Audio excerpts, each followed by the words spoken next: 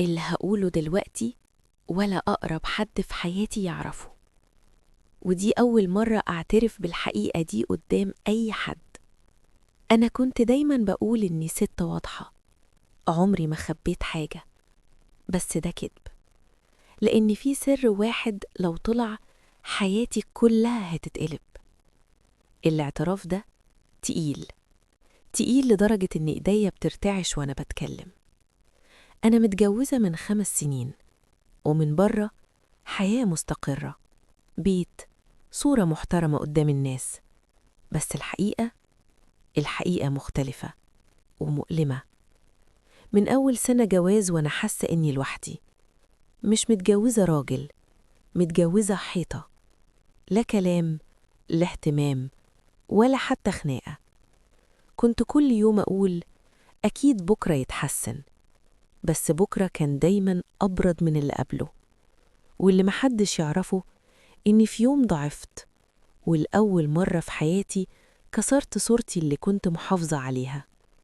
مش خيانة بالمعنى اللي في دماغك، بس ذنب أنا لحد دلوقتي مش قادرة أسامح نفسي عليه.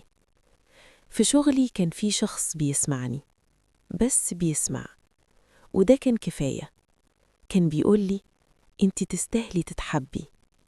الكلمة دي هزتني. فضلت أقاوم شهور وأقول لنفسي انتي ست محترمة، ده غلط، مستحيل.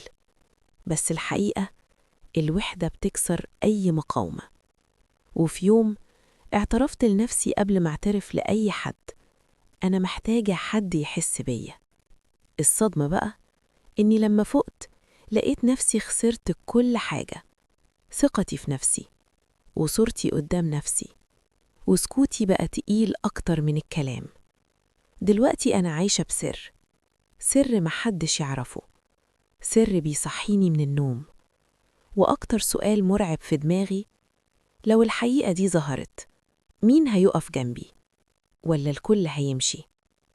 وده اعتراف مش علشان أبرر الغلط، لكن علشان أقول إن في أسرار لو ما اتقالتش بتاكل صاحبها حتة حتة. ولو أنت أو أنتي سامع الاعتراف ده وحاسس إنه لمس حاجة جواك، افتكر إن السكوت ساعات أخطر من أي اعتراف. دي كانت حكاية النهاردة، من اعترافات صادمة، حكايات بتتقال لأول مرة، ومن قلب الحقيقة.